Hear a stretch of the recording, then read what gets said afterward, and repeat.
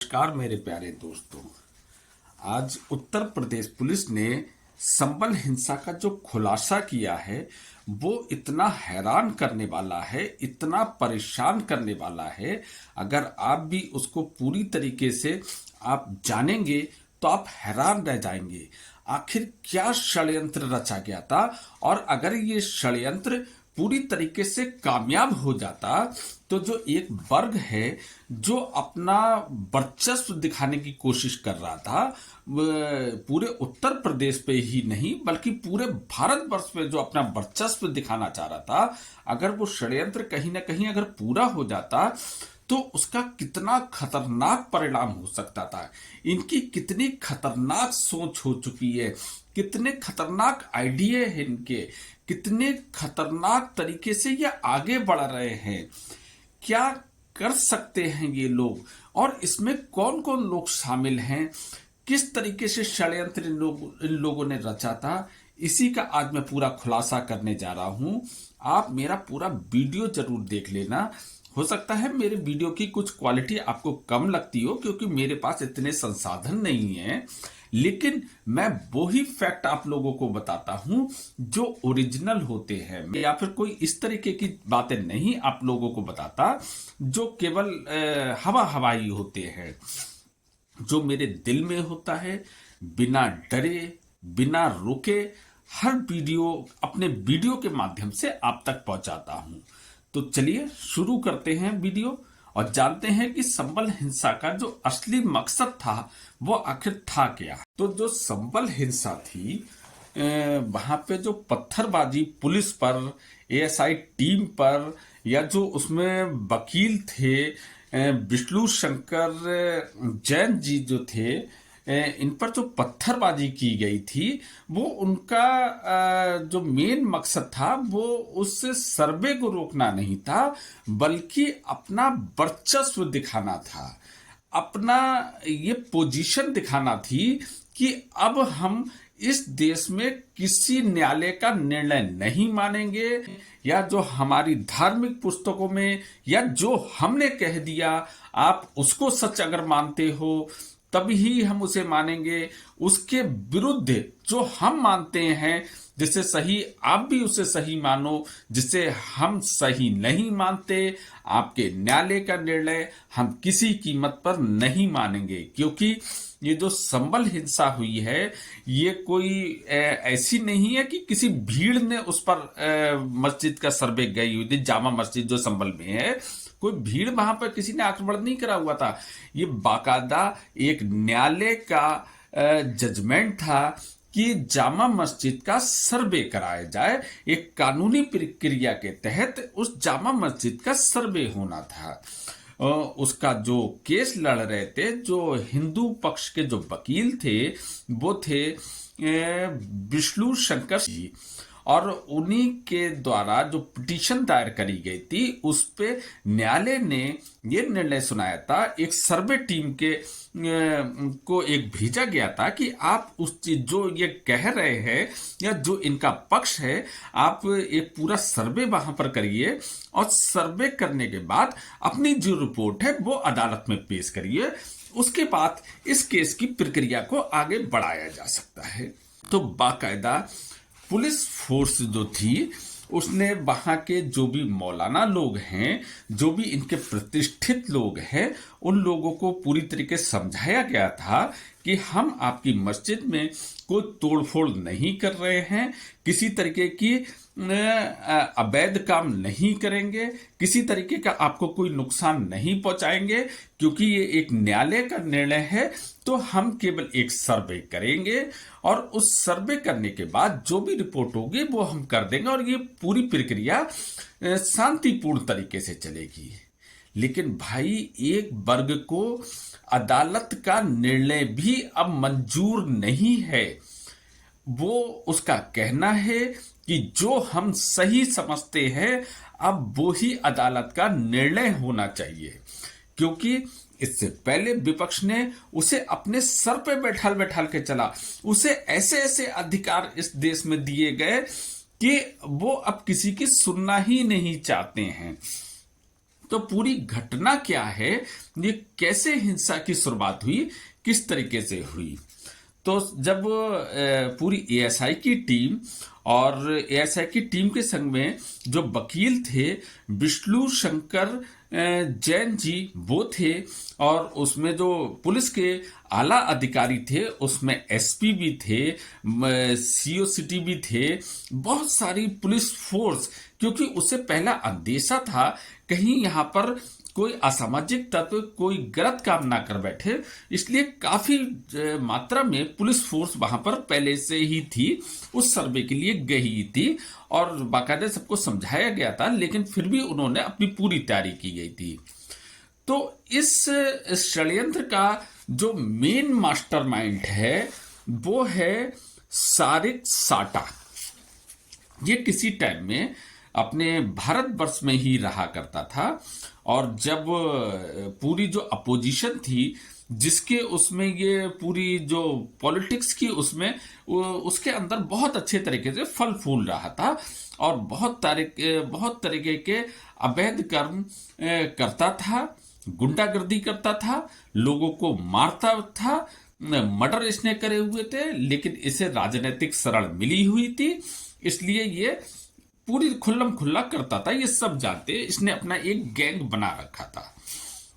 लेकिन जब उत्तर प्रदेश में बीजेपी की सरकार आई तो अपराधियों पर नकेल कसी गई, बहुत सारे अपराधियों को पकड़ पकड़ कर अंदर किया जाने लगा, कुछ अपराधी प्रदेश छोड़ छोड़ के भागे, लेकिन ये जो सारिक साटा है इसने नकली पासपोर्ट बनवा के ये दुबई में जाकर बाकायदा अपना गैंग वहां से चालू करने लगा, और खास तौर से भारत को उसका मेन टारगेट रहता था, और इनका जो मेन टारगेट था वो हिंदू वर्ग था, ये उसी पर अपना करता था। और सारिक साटा था, और इसका जो मेन राइट हैंडर है वो है गुलाम मोहम्मद। गुलाम मोहम्मद वहां से ये इंस्ट्रक्शन देता है गुलाम मोहम्मद को, और जो सारिक साटा और गुलाम मोहम्मद हैं उनके संबंध जो इस समय संभल के सांसद हैं जियाउर रहमान बर्क, उनके पूरे परिवार से बहुत अच्छे संबंध हैं, घर पे आना जाना है, यानी कहीं ना कहीं वो भी इसमें लिप्त है, इतने घनिष्ठ संबंध हैं। और इसकी जो कड़ियां हैं वो इन जो ये गैंगस्टर लोग हैं, उन गैंगस्टर से एक सांसद के संबंध होना कितना खतरनाक। और ये सांसद भी कौन सी पार्टी से हैं ये भी आप जान लीजिए, ये समाजवादी पार्टी के ये सांसद हैं। तो आप ये जान सकते हैं कि ये पब्लिक के लिए कितना अच्छा काम करते होंगे, या एक वर्ग के अलावा जो दूसरा वर्ग है उसके लिए ये कितना अच्छा काम करते होंगे। तो जब फिलहाल मैं सीधे उस घटना पे आता हूं जहां से घटना की शुरुआत हुई। जब सारिक साटा को इस बात की जानकारी लगी और वो जामा मस्जिद की सर्वे किया जाएगा, तो उसका सीधा सीधा फोन गुलाम मोहम्मद के पास आता है, और गुलाम मोहम्मद से उसकी फोन पर पूरी चर्चा होती है कि किसी भी कीमत पर हमारी जामा मस्जिद का सर्वे नहीं होना चाहिए, क्योंकि ये 500 साल पुरानी मस्जिद बाबर की बनवाई हुई मस्जिद है। यानी बाबर से इन लोगों को कितना प्यार है कि बाबर इन लोगों के लिए खुदा है, जो आक्रमणकारी है, टुच्चा मुच्चा आक्रमणकारी है, उस बाबर से इन लोगों को इतना प्यार है कि उसकी मस्जिद नहीं टूटनी चाहिए। अपने देश वालों को, अपने देशवासियों को मार दो, लेकिन उस बाबर की धरोहर बची रहना चाहिए। तो किसी भी तरीके से उसका सर्वे नहीं होना चाहिए। और जो ये मैं एक बात और बता दूं, ये जो सारिक साटा है ये हथियारों का बहुत बड़ा सप्लायर भी है। अवैध काम तो करता ही है, और हथियारों का मेन जो समय इसका काम है वो हथियारों की सप्लाई करता है। उसके जो कारतूस होते हैं, जो भी इलीगल सामान होते हैं, उसका ये मेन सप्लायर है। तो गुलाम मोहम्मद के उसके पास हथियार बहुत सारे रखे हुए थे जो कि सप्लाई के लिए रखे होंगे। उसका जो फोन पर बात हुई है, जैसी कि मुझे जानकारी लगी है, पुख्ता जानकारी है कि ये सर्वे किसी भी कीमत पर नहीं होना चाहिए। अगर वो सर्वे टीम हमारी जामा मस्जिद में घुसती है तो आपकी जिम्मेदारी है कि आप वहां पर भीड़ को एकत्रित करेंगे और जो हथियार हैं वो आप पूरी पब्लिक में बांट दो और जो सर्वे टीम है उसकी आप हत्या कर दो। जो उसके वकील हैं विष्णु शंकर जैन, आप उनकी हत्या कर दो। और जितने भी पुलिस वालों को आप मार सकते हो, चाहे उसमें एसपी हो, चाहे इसमें सीओ सिटी हो, चाहे कितने भी आला अधिकारी को आपको मारना पड़े, आप सबको मार दो, लेकिन हमारी जामा मस्जिद के अंदर इनको आप नहीं घुसने दोगे। ये पूरी जांच रिपोर्ट में सामने आया है, क्योंकि गुलाम मोहम्मद की गिरफ्तारी हो गई थी और उसने खुद ये बात कबूली है कि ये प्लानिंग थी और सारिक साटा ने मुझे इंस्ट्रक्शंस दिए थे इस तरीके के, और मैंने वो हथियार बांटे थे, वो भीड़ मैंने इकट्ठा करी थी, इस वजह से संभल हिंसा हुई है। और उन्होंने ये भी स्वीकार करा कि जौहर रहमान बर्क जो कि संभल के सांसद हैं, उनसे सारिक साटा और हमारे पारिवारिक रिश्ते हैं। यानी ऐसा संभव है कि वहां के जब पारिवारिक रिश्ते हैं और जो सांसद महोदय इन लोगों का इतना पक्ष ले रहे हैं, उन्हें इस बात की खबर ना हो, यानी वो भी इस हिंसा का पहले से उन्हें जानकारी थी, इस हिंसा में पूरी तरीके से वो शामिल थे। ये पूरी जांच रिपोर्ट में अभी इनको भी हथकड़ी लगने वाली है। जैसे आजम खान आज अंदर बैठे हैं ना, वैसे इन्हें भी अंदर बैठना होगा और देश विरोधी गतिविधियों में जो जो अब लिप्त है ना, इन सबको जाना होगा। लेकिन अंदर होना ही मकसद नहीं है, लेकिन आप इसके जो हिंसा हुई है उसके पीछे की सोच समझने की आप कोशिश करो कि कितनी खतरनाक सोच है कि आप उस वकील को मार दो, आप पूरी एएसआई टीम को मार दो, उन पुलिस के सारे आला अधिकारियों को मार दो, उस जो अदालत ने जो आदेश जारी करा है उसका भी मर्डर कर दो, वो दिखने वाली चीजें उसका भी मर्डर कर दो।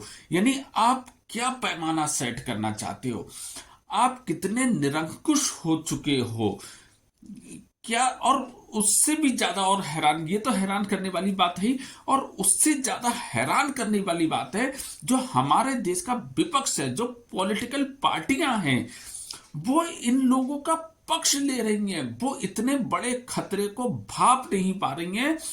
आज जब इनकी परसेंटेज ऑन रिकॉर्ड 18% है हमारे देश में, तब वो इतने खतरनाक घटनाओं को अंजाम देने लगे हैं। जैसे जैसे इनकी पॉपुलेशन बढ़ती जाएगी तो आपका क्या हाल होगा, आप सोच सकते हो। जिस दिन जो मेन बहुसंख्यक लोग हैं और ये अल्पसंख्यक में इनकी गिनती होती है, भले ये अल्पसंख्यक नहीं है, अगर 2011 की जनगणना के बाद आज तक कोई जनगणना नहीं हुई है, अगर अब जनगणना कराई जाए तो बहुत सारे गलत तरीके से धर्मांतरण हो चुका है, गलत तरीके से घुसपैठ हो चुकी है, बहुत सारी जनसंख्या बढ़ाने को बच्चे पैदा करके 14 बच्चे 20 बच्चे पैदा करके, मतलब बहुत तरीके से जनसंख्या बढ़ चुकी है। और ये अगर जनगणना होगी तो इसमें बहुत बड़ा अंतर निकलेगा 2011 और 2025 की जनगणना में, जमीन आसमान का अंतर हो चुका होगा। तो मैं तो ये कह रहा हूं कि जो विपक्ष, हम ये नहीं कह रहे कि आप केवल एक पक्ष का समर्थन करो, सही और गलत का तो कर सकते हो। अगर इनकी सोच, इतनी खतरनाक सोच को कुचला नहीं गया, इसको दबाया नहीं गया, क्या विपक्ष ये सोच सकता है क्या आपको वो छोड़ेंगे फिर बाद में? हो सकता है आपका बाद में नंबर लगाएं, लेकिन नंबर तो आप भी लगोगे, उनके लिए तो आप भी काफिर होगे। अगर हम काफिर हैं तो काफिर तो आप भी होगे। बस वो बात अलग है कि हमारा पहले नंबर आएगा, आपका थोड़ा बाद में नंबर आएगा, लेकिन नंबर तो आएगा। अगर वो जो एक टेढ़ी नाक वाले हैं ना, मैं नाम नहीं लूंगा, आप अपने आप से, टेढ़ी नाक वाले हैं ना, जो बहुत ज्यादा एक वर्ग के नीचे पागल हुए रहते हैं, बस उन्हें सनातन धर्म से नफरत जैसी है।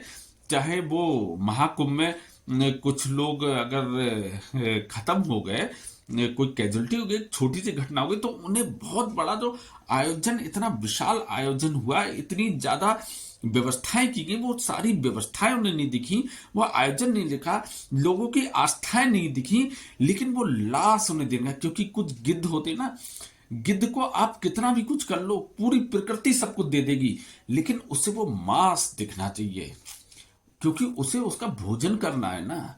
तो वो लोग वो लाशें मांग रहे हैं, वो लाशों का आंकड़ा बताओ, लाशों का आंकड़ा बताओ, क्योंकि उन्हें वो गिद्ध भोज कर रहा है। उन्हें मतलब नहीं है वो आयोजन से। भाई गिद्ध को किससे मतलब होगा? गिद्ध को लाशों से मतलब होगा। तो इसलिए उन्हें वो लाशें देखना है।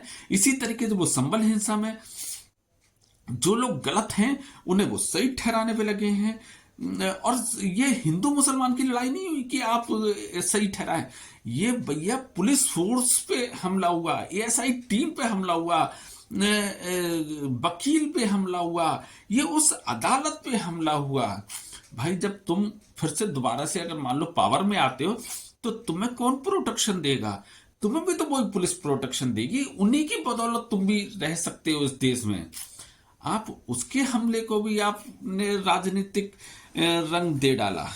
वास्तव में मैं अब नाम मैं भी नहीं लूंगा, आप समझते रहो। जो टेढ़ी नाक वाला जो गिद्ध है ना, उसे केवल मांस चाहिए, एक वर्ग का मांस चाहिए, उसकी पसंद है, उसकी पसंद है बस वो ही मांस का भक्षण करना। वो हर समय सूंघता है कि मुझे ये चाहिए, लेकिन उसे नहीं पता एक दिन उसे भी नहीं छोड़ा जाएगा। संभल जाओ, समय है, बाकी तुम्हें कोई बचाने वाला नहीं होगा। तुम यहां पे भी तुम नर्क भोगोगे, तुम ऊपर भी नर्क भोगोगे। बाकी मुझे जो सही लगता है वो मैं अपने वीडियो के माध्यम से प्रकट करता हूं। आपको मेरा वीडियो जैसा भी लगा हो, अच्छा लगा हो, खराब लगा हो, लेकिन एक छोटा सा कमेंट आप कर देना, मैं उसी से खुश हो जाऊंगा। और अगर हो सके तो मुझे सब्सक्राइब भी कर लेना। मैं इसी तरीके के वीडियो लाता हूं और निष्पक्ष होके, निडर होके बोलता हूं। बाकी फिर मिलता हूं नेक्स्ट वीडियो में। तब तक के लिए जय श्री राम।